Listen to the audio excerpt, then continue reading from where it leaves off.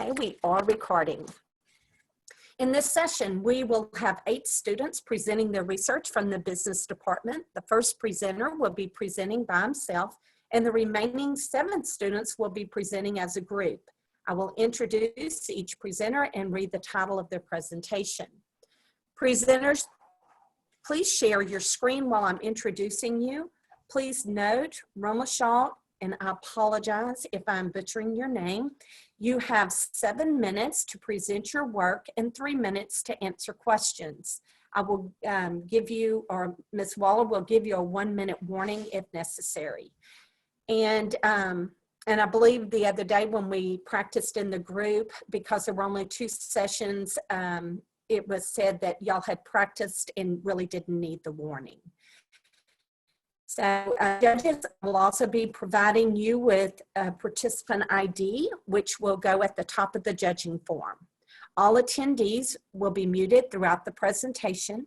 If you have questions for the participants, please write them in the chat feature. We'll read them to the presenter at the end of their presentation. Let's begin. First, we have Romashal. ID number will be 75. Workforce, jobs, and job analysis satisfying employees. Number 75. You may begin your presentation.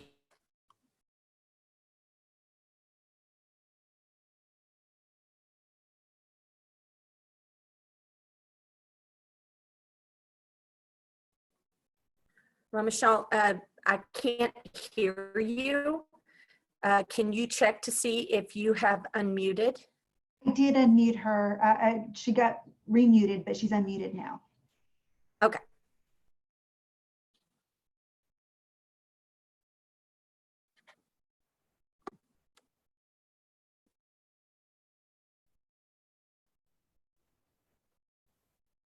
Okay, you may begin.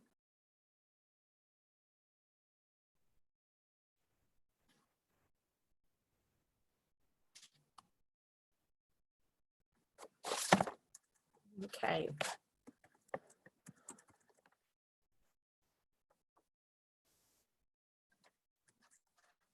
Is there a problem?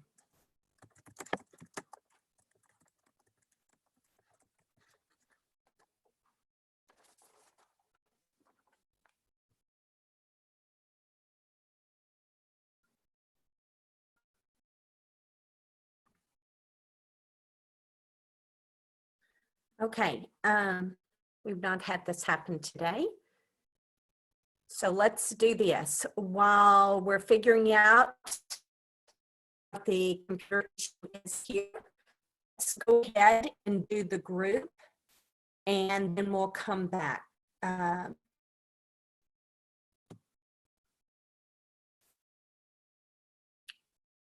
Romashal, can you indicate? Okay. All right, so let's just go ahead and do the group, and then we'll come back. So judges, if you will change your ID number to number 76. In this group, we have 7 presenters.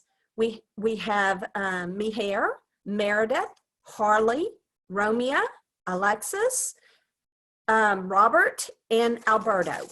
And they are 7 students from the business department that will be presenting as a group.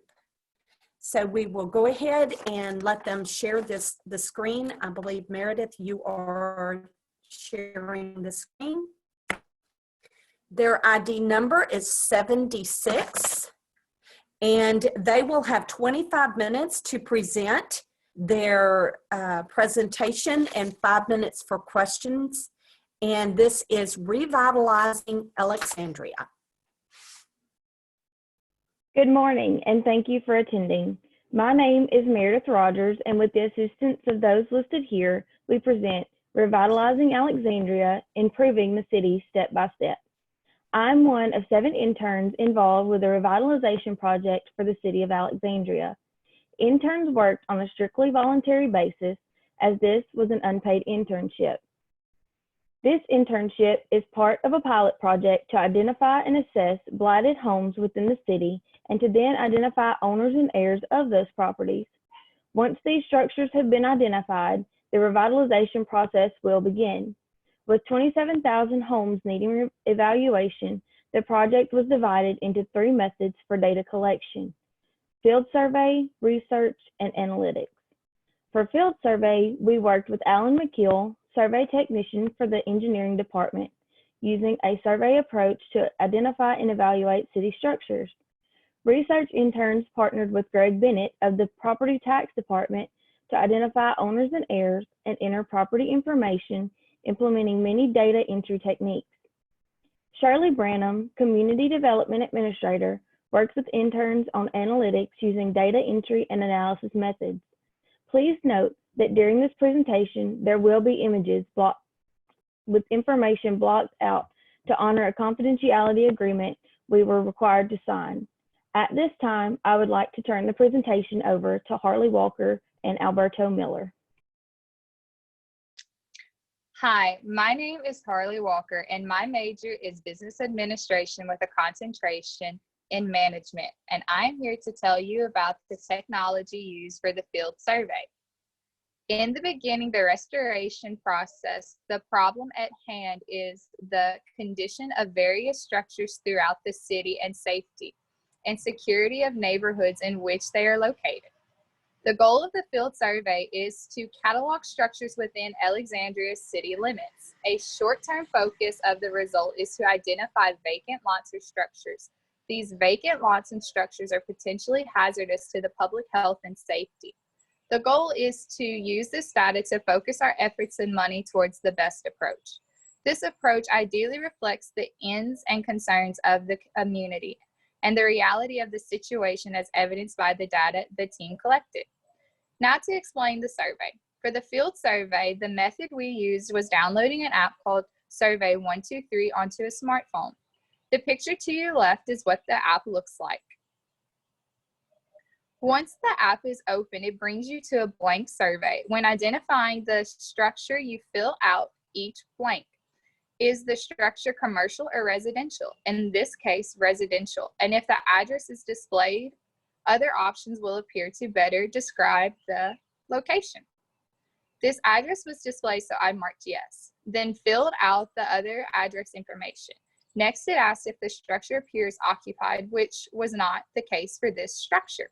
Then you're asked to evaluate for any visible damages such as burns, structural defects, or if the structure is collapsing. Your phone uses GPS tracking to identify the structure's coordinates, which are automatically generated to complete a survey. You take a picture if possible, then submit the complete survey. If taking a picture of an occupied structure, no photo was taken if the occupant was visible to follow the confidentiality. The survey previously viewed was completed for this home and is an example of the conditions some of the homes in Alexandria are like. Now I will pass the presentation on to Alberto Miller. Hello, my name is Alberto Miller and I am working towards a computer science degree. Here are some maps that were given to us, and there's a certain way that we had to complete them to avoid confusion. The first thing that we did was that we typed in the street address that was highlighted into Google Maps. We would navigate our way to the street and keep track of them on some loose leaf paper. The method we used to stay organized is that we would draw them out and mark them as we would go.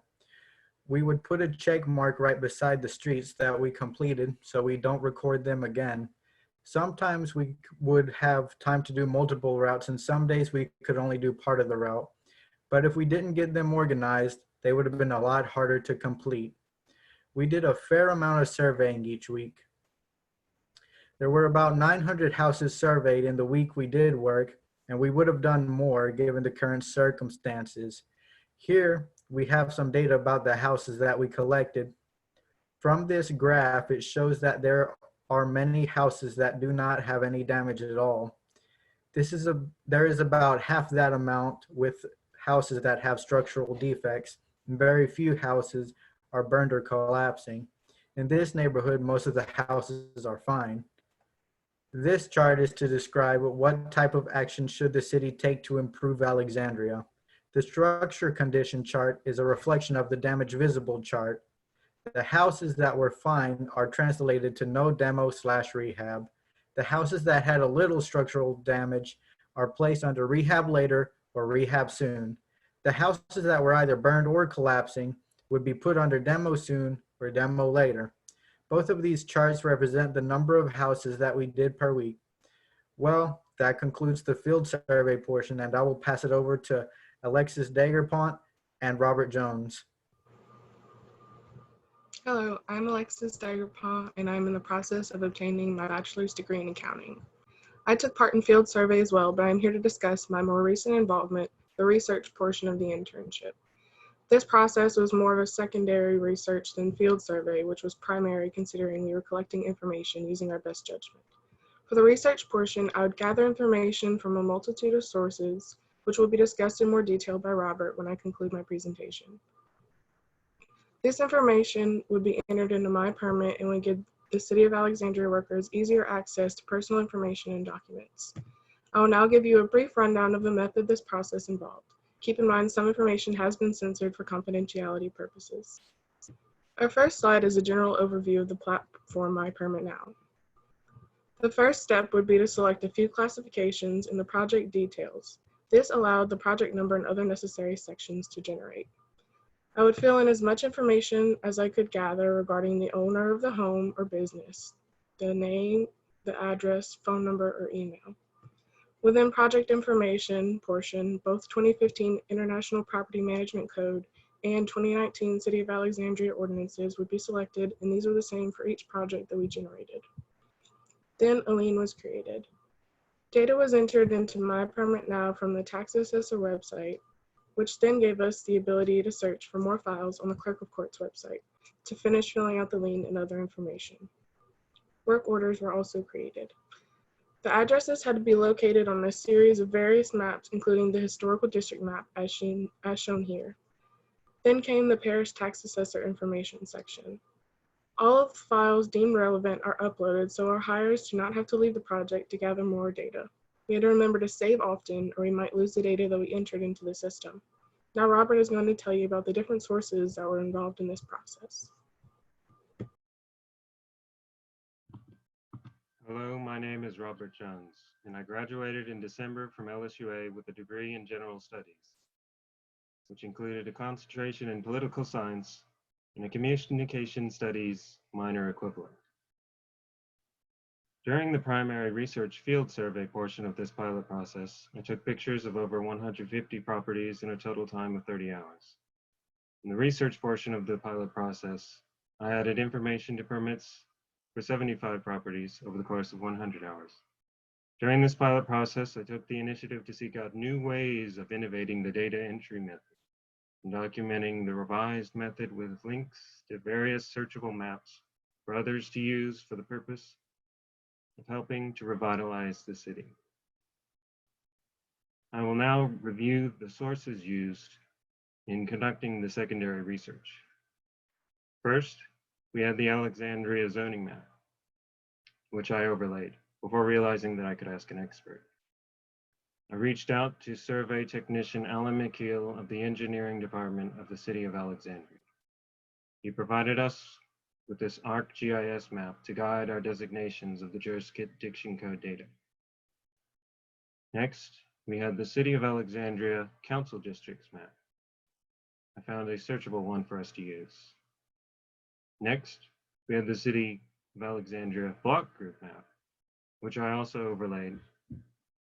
And then we received a searchable map from survey technician Alan McKeel of the engineering department of the City of Alexandria. Next, we had the City of Alexandria Historic Preservation Commission map, which I also overlaid, and then found a searchable map for us to use. Next, we had the LSU Ag Center map to record information to be entered at a later date. All of these maps contain information that is necessary for the city to classify, verify, and improve these properties whose pictures you have seen.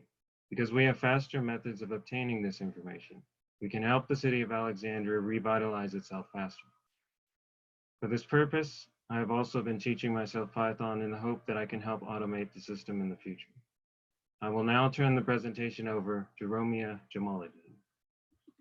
Hi, my name is Ramia Jamaluddin, and I'm currently working on my bachelor's degree in accounting. My part in this project was working on analyzing data that had already been collected by the city of Alexandria. The goal of this project is to input as many tenants as possible into the system. Alan McKeel, city employee, stated that these vacant lots and structures are potential hazard to public health and safety, and the goal is to use the data to focus our efforts and federal community development block grant money towards the best approach. This approach ideally reflects the needs and the concerns of the community. These are the City of Alexandria files that contain confidential information from multiple tenants that live here in Alexandria. The image on the screen is blurred for confidentiality purposes. Each personal file, it contains a driver's license, which I take the information off of it and input it into the system, which is their license number, the year they were born, their first and last name, and their current home address. The next thing that the personal file contains is a lease agreement, which it lays out the rights and responsibilities of both the landlord and the tenants. The information that is taken out of the lease agreement is address of the landlord, their first and last name, their business name, and if they have an email. And multiple of the tenants' files, they also have utility receipts attached to the documents. All of the information is taken and entered into the system of mypermitnow.org, which was previously discussed by Alexis from the research team. And I also use the tax assessor to obtain information on ownership of the property and the legal description of each property parcel. The more tenants that are entered into the system, the better it helps the City of Alexandria prioritize which properties that need to be fixed or need to be demolished for public safety. At this time, I'll turn it over to Meher Akabal. Hi everyone, my name is Meher Iqbal and my major is criminal justice. Before beginning, I just wanted to say thank you to everyone who was a part of implementing this project and those who are with us today to present. My part in this community outreach project was understanding the broken windows theory and how its application would affect the City of Alexandria. Law is order and liberty, and without order, liberty is social chaos. I use this quote by the Archbishop of Ireland to explain that without laws, there is no liberty, justice, or even order of any kind. The broken windows theory was proposed by George Kelling and James Wilson in 1992, and in 1998, the theory was the result of a social experiment. In the article, Broken Windows, the Police and Neighborhood Safety, the two scientists examined the role of the police in the United States to understand and determine where the focus of officers should be. The authors theorized that there should be a shift in police patrol strategy from professionalism, crime control, and efficiency to stressing order maintenance and community accountability. The broken windows theory proposes that visual signs of a neighborhood, meaning its appearance, has an effect on the crime rates. The basic concept revolves around how physical disorder leads to social disorder. The manifestation of physical disorder occurs through a broken window or even a broken car and loitering youths. If the minor incivilities are not addressed, then more crimes and issues keep occurring. This is what leads to social disorder. Social disorder is evident through drug trafficking, prostitution, and other crimes that affect the social perception of the neighborhood. As crimes become more common, the good citizens, in a sense, stay away from that portion of the community. This leads to crime occurring way more often. One of the police departments included in the social experiment that had impressive results was the New York City Police Department. The police commissioner in 1994 was William Bratton, and he implemented this version of community policing through his Quality of Life initiative. This meant that the police department would be cracking down on any incivility, no matter how minor. This included crimes such as panhandling, disorderly behavior, public drinking, street prostitution, and unsolicited attempts to obtain cash from drivers stopped in traffic. By 1996, the felonies had been reduced by 40% and the homicide rate had been halved. This included crimes that occurred on the daily method of transportation, the subway. Since we LSUA interns are the City of Alexandria's way of pilot testing this program, there are no definitive results for our city as of now. But as history has shown, one of the many benefits of this project being implemented in our city and others around the nation is that our city becomes safer. At this time, I would like to reintroduce Meredith Rogers. Thank you, Meher. My name is Meredith Rogers, and I am a business administration major with a concentration in management. After the project began, the group chose to appoint me as the team leader. My role was communicating with city employees about tasks and with all interns to verify understanding of tasks, notify them of any changes, schedule meetings, and be available when needed. To effectively communicate, systems such as student and personal email, the GroupMe app, and Zoom were used. When changes were made in accordance to COVID-19 restrictions, effective leadership was crucial to our success. Some might ask what a self-managed team is and what it is like to lead one.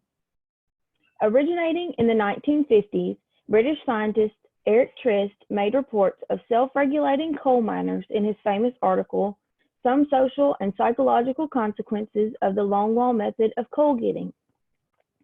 A self-managed team is a group of employees, in our case, interns, who are responsible and accountable for the entirety or portion of producing or delivering a product or service. Responsibilities include decision-making regarding project management, problem solving, conflict management, strategy formulation, skill development, and even performance evaluation. This type of team is best suited for companies with an organization culture that supports employee decision-making. The high level of freedom and proximity to process or product accelerates the self-managed team's response to change in customer demand and specifications under the assertion of socio-technical systems theory. Although we had many positive experiences, we experienced a few challenges. When working in a group, there is opportunity for groupthink because individuals do not wish to cause conflict by offering an alternative or disagreeing. Also, these teams struggle with transitioning from supervisor-led management to being self-managed. This struggle may stem from a lack of interpersonal skills or poorly implemented management. I cannot say for sure that we experienced an occasion where groupthink came into play, but there probably were. As students, we already have experience with self-management, so the transition to being self-managed came quite naturally. We all had to self-manage in ways in order to complete tasks since we were under a stay-at-home order and our only way of communication was through technology. Like many other things, self-managed teams have their benefits and challenges. A major benefit is that they are less costly and more productive in technical performance and management tasks. There are also more effective decisions made due to project awareness and greater ownership of tasks among team members. Team members also gain a stronger trust and respect for each other. In leading this team, I experienced many of these benefits. My team trusted me enough to offer me the opportunity to manage them and course activities. We also made effective decisions because we always communicated our options and stayed open-minded to make the best decision. As a student, I have much more to learn about managing, but my hope is that my role in this internship was helpful to my teammates and I was able to effectively manage them. How will these different processes help the city to start the revitalization process? Each of the collection categories previously mentioned will be used in the following way. Starting with the method of collection, each property is evaluated for current condition and safety for the community. This step collects information used to determine the amount of revitalization necessary to provide greater living conditions and safer environments, as well as assist in proper allocation of funds. In order to rectify safer conditions, the information collected by the research team provides adjudicated property information into My Permit Now, so that city employees are not having to search multiple sources, eliminating wasted time and promoting faster restoration. Processes used by data analytics utilize resources to enter owner and heir information the city will use to make contact and initiate revitalization efforts. Throughout this internship, the group learned many important skills that will benefit them in their career. COVID-19 taught us the importance of being flexible and adaptable. Field survey gave us practice in organization and planning. Utilizing the various systems and collecting and inputting data taught us how to search different sources for entry into one uniform system. After the broken windows theory was introduced, the effect this project could have on significantly improving Alexandria instills a desire to get the ball rolling on this project. Listed here are our citations. At this time, I would like to open the floor for any questions. Well, we already have a question. Great job, everyone. But this question is for Meher. Do you think the broken windows theory would apply as well in Alexandria, and why? I can't say for sure because we're just now starting it, but from what I do know about Alexandria's crime rates, it is much different than New York's crime rates. New York is known for the crime in a sense. So I cannot say for sure, but I do know that I'm excited to take part in the next level of this project. We have already discussed like taking it to the next level about how we want to train more people, get more people involved, get the community more involved. But as far as how it would differ or be similar, I honestly can't say. The research that I did, it focused on bigger cities such as Chicago, New York, and so on. But hopefully this is the beginning of Alexandria becoming more safer than it already is. Okay, and for the entire team, what was it like working on a self-managed team? And was this your first experience with a project this size? For myself personally, there were ups and downs. Like we mentioned, this was a pilot project for the city, so we had to face a lot of working the kinks out, because with this being the first of its type with the city, there's always going to be a learning process involved. And on the scale for this type of project, I would have to say for myself personally, it was, especially with the group, as we may seem small, but in a sense, we're kind of a large group, because even with 7 of us, the type of project and information that we had to collect and facing 27,000 homes with just 7 people is a rather large scale. And also, any of my teammates that want to expand on this, please feel free. I agree with Meredith. She was the appointed leader. And I know the one thing with group projects is that someone always doesn't pull their share. That wasn't the case with our group, thankfully.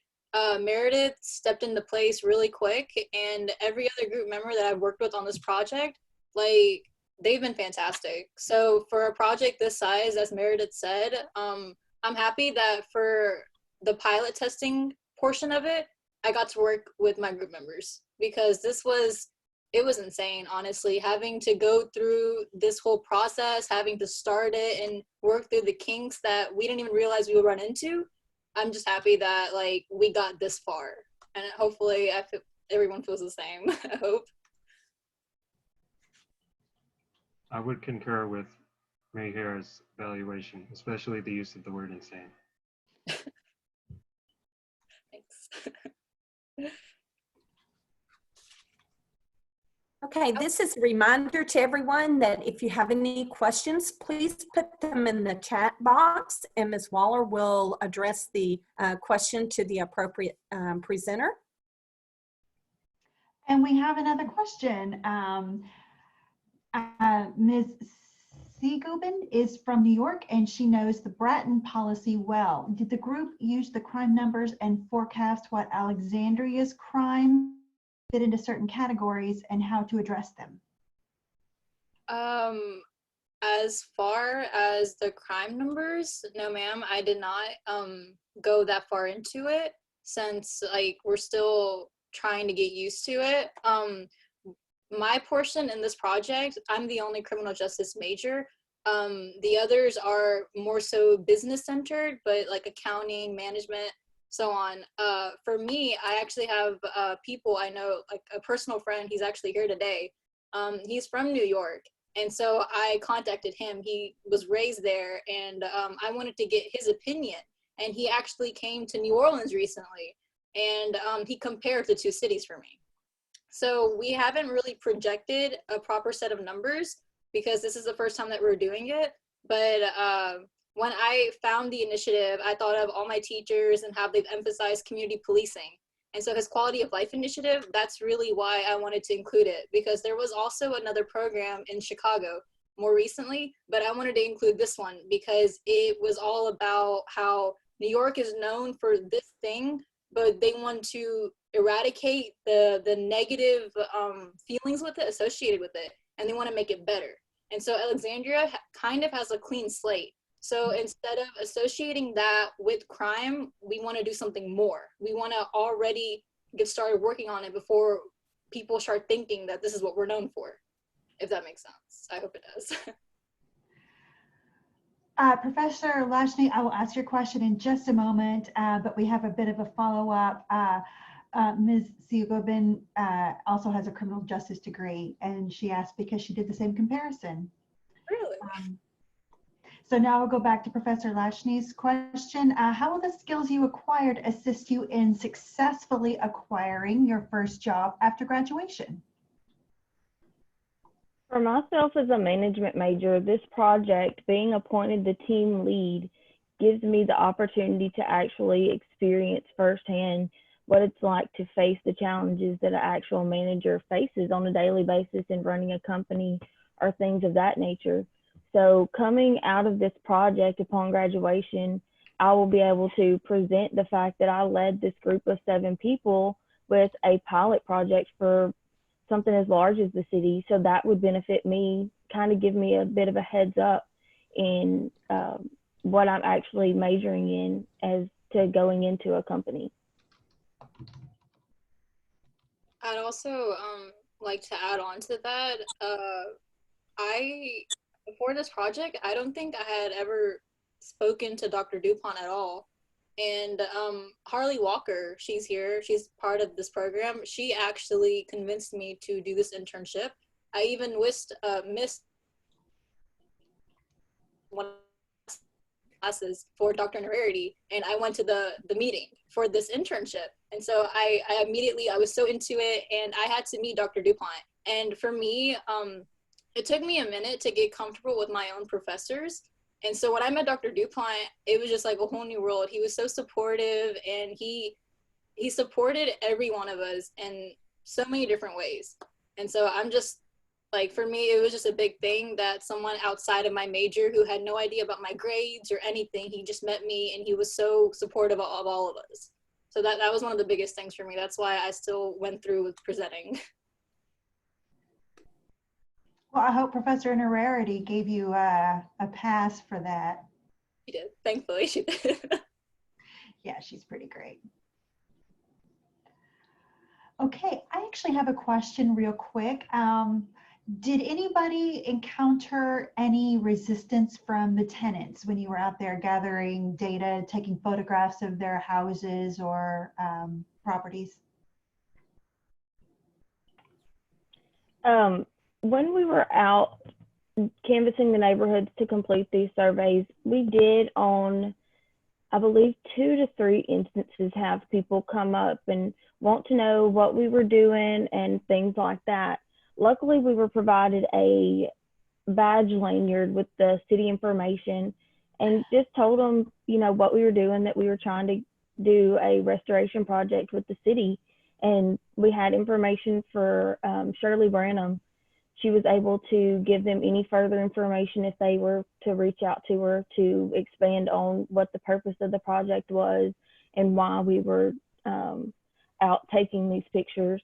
Like we mentioned in, I believe it was Harley's portion about the pictures, if a tenant was visible for confidentiality purposes and things like that, we were not allowed to take pictures. So that also, a lot of the times the tenants were not outside or things like that. Harley or Alberto, would y'all mind also expanding on this, please?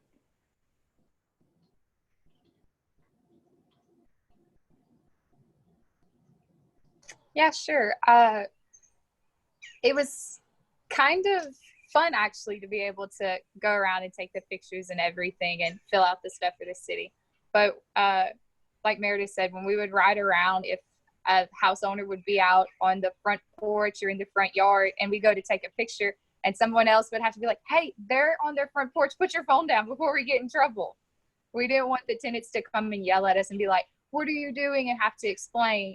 But if they did, we were prepared to tell them, like, we're not doing anything, we promise. We're just trying to help the city get a better concept of everything.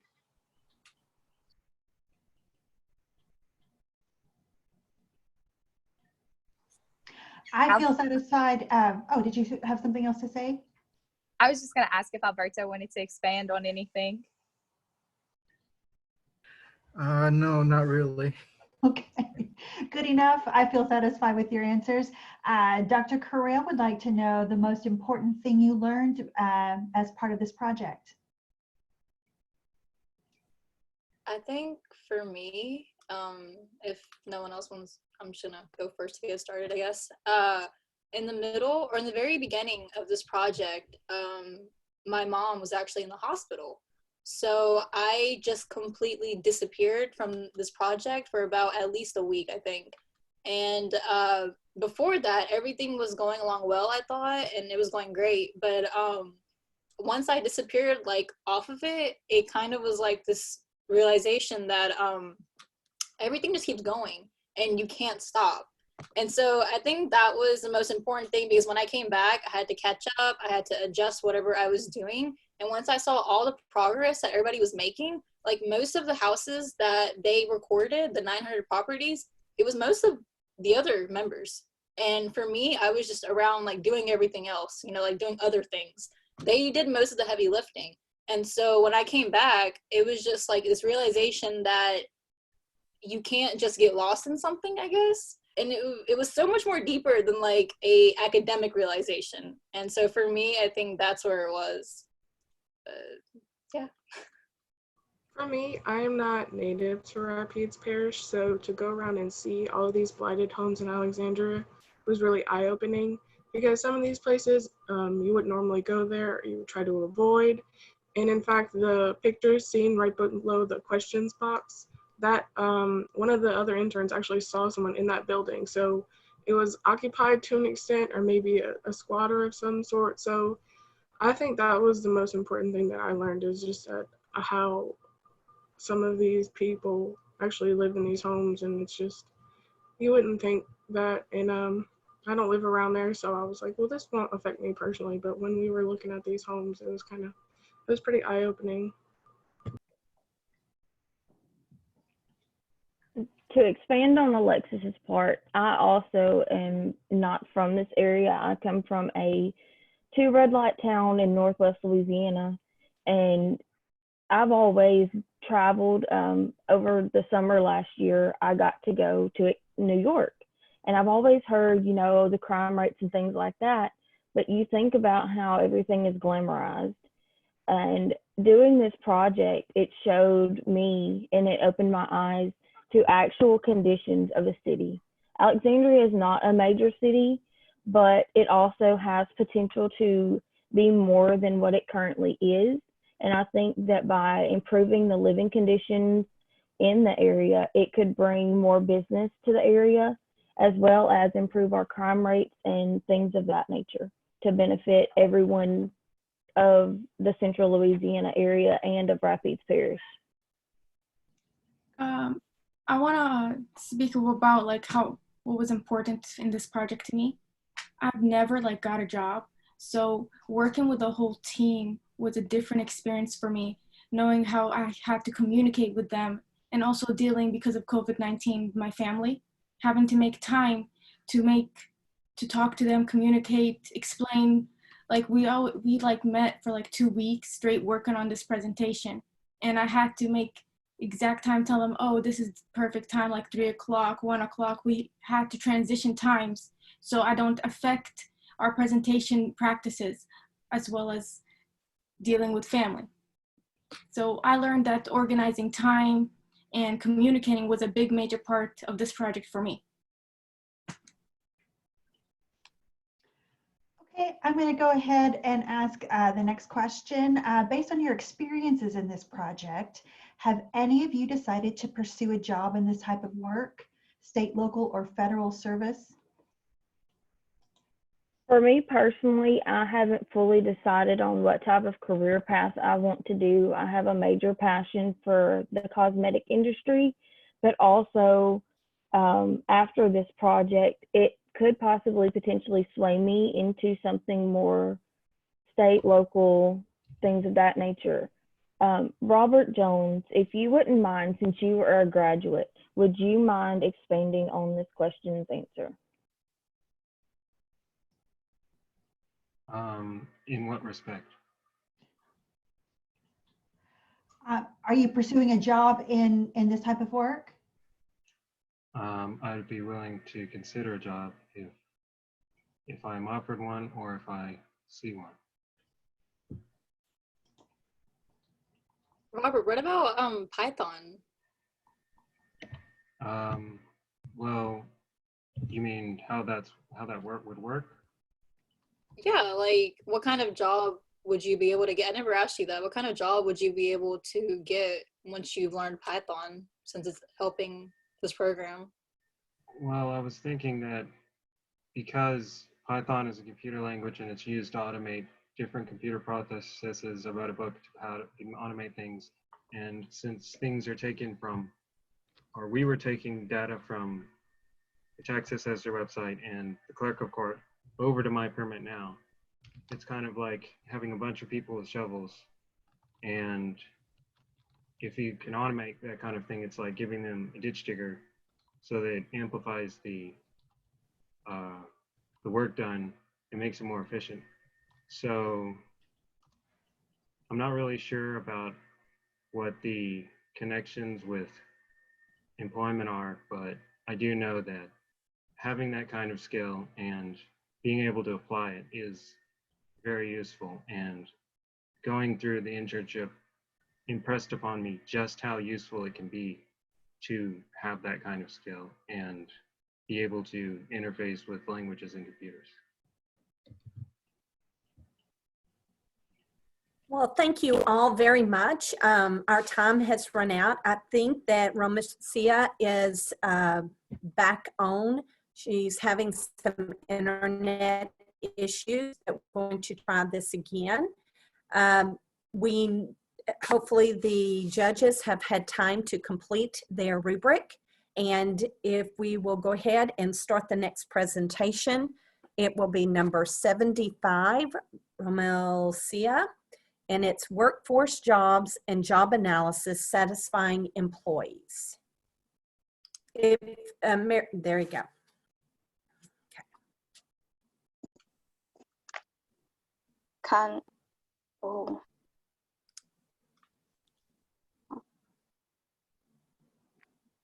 Can everyone hear me? Yes. Yes, very good. Okay.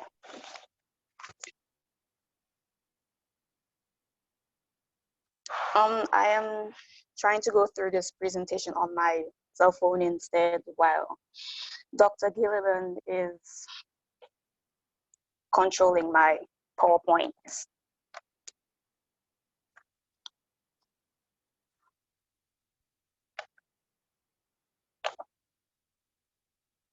I apologize for all of this, but okay, my paper is workforce jobs and job analysis, and the main objective of this paper was to use a vast collection of articles to dig deep into what human resource managers and professionals have to do in order to satisfy their employees. My literature review was focused mainly on 3 points. It was that the population includes an ever-changing workforce, and human resource professionals are actively evaluating that category. The next point is that the labor force participation rate helps the human resource managers understand which areas of the population are more likely to be a part of the labor market in the future. The labor force participation rate is the percentage of the population which measures those who are currently employed and those who are currently and actively seeking employment. The third point is that job design changes can boost how workers act towards their jobs by generating self-motivation, increasing satisfaction, and improving their well-being.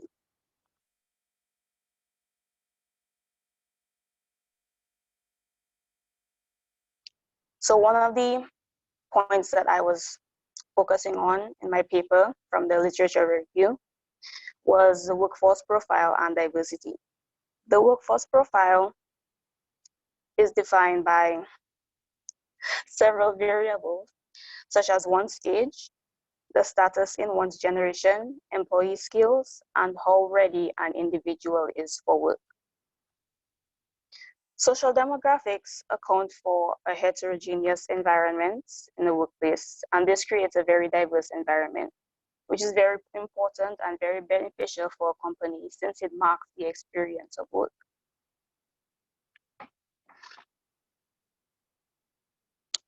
Next point is job design.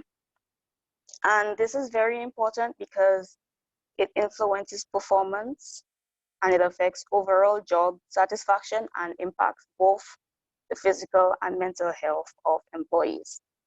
The managers of an organization are responsible for the designing of jobs within their department with hopes of attracting members of the labor force.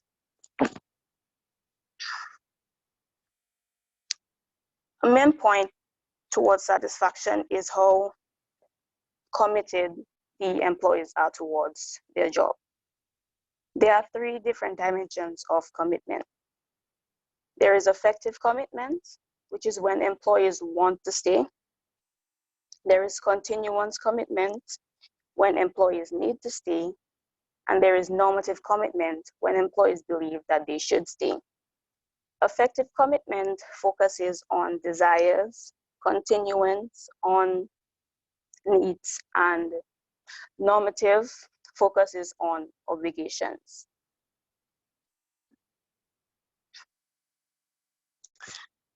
In this time and age, the skill requirements of specific jobs are always changing. This is because of the evolution of technology, because of globalization, and because of increasing competitions. Employers can provide training programs to put new job skills into practice, and the employees can gain general skill developments on their own by investing their personal time and money into training development programs, which could be provided by government agencies.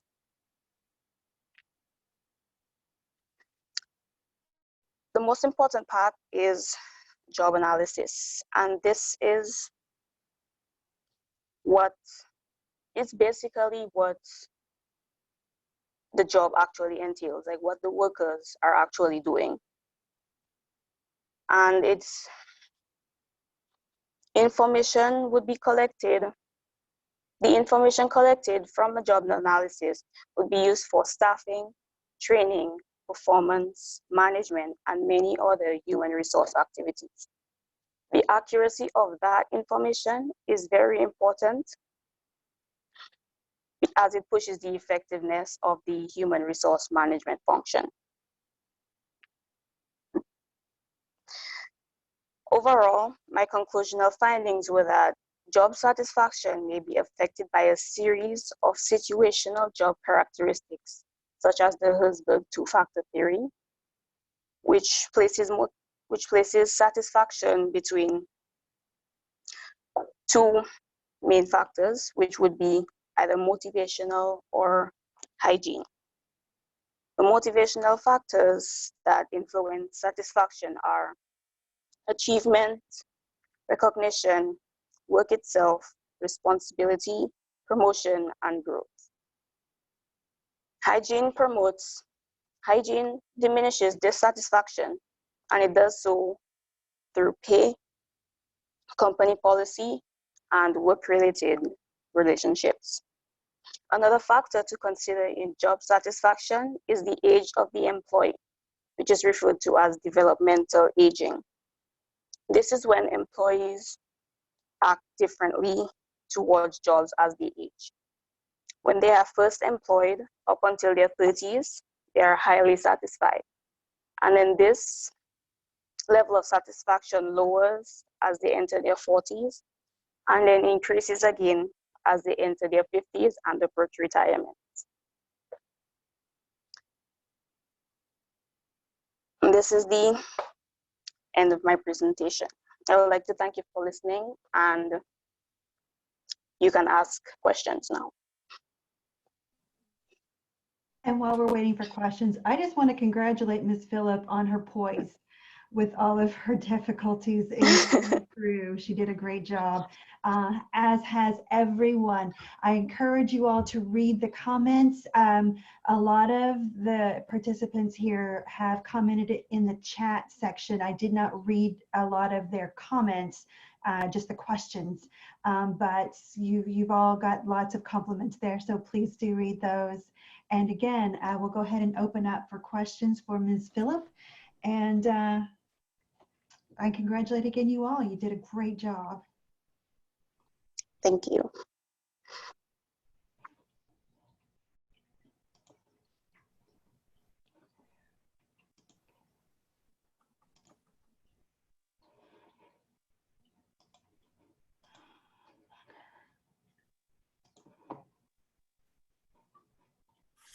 Judges, while we're waiting on some questions to come in, please go ahead and fill out your rubric and get that submitted. This will be the last presentation in this session.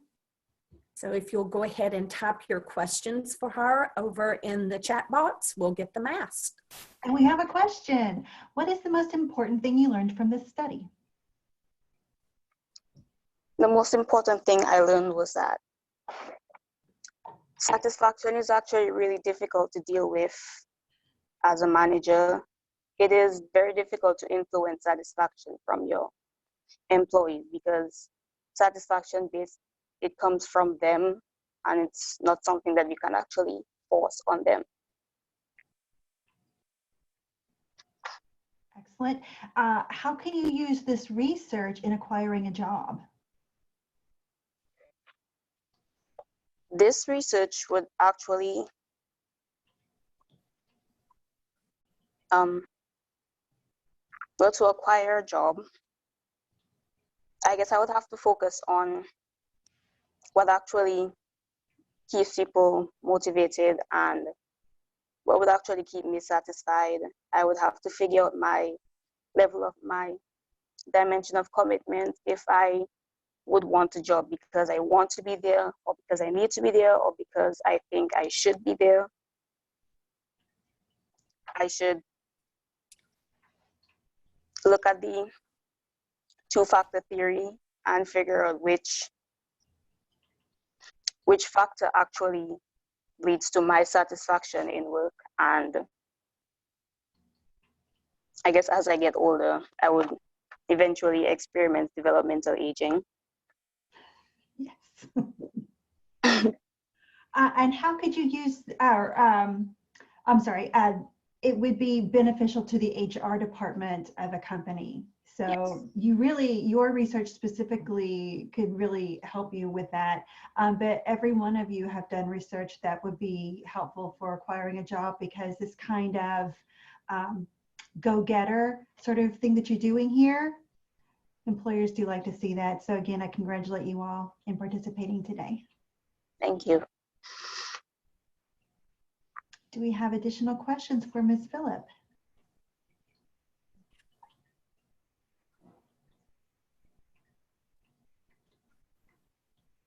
Okay, if there are no additional questions, y'all have done an excellent job. I'm going to be turning off the recording now, and we will meet back up in the closing clock, and that's when the presentations will begin, or of the awards. So if there are no further questions, then we're going to end this session, and we'll see y'all at the closing session. 1 o'clock. Make sure you're there. Thanks, students.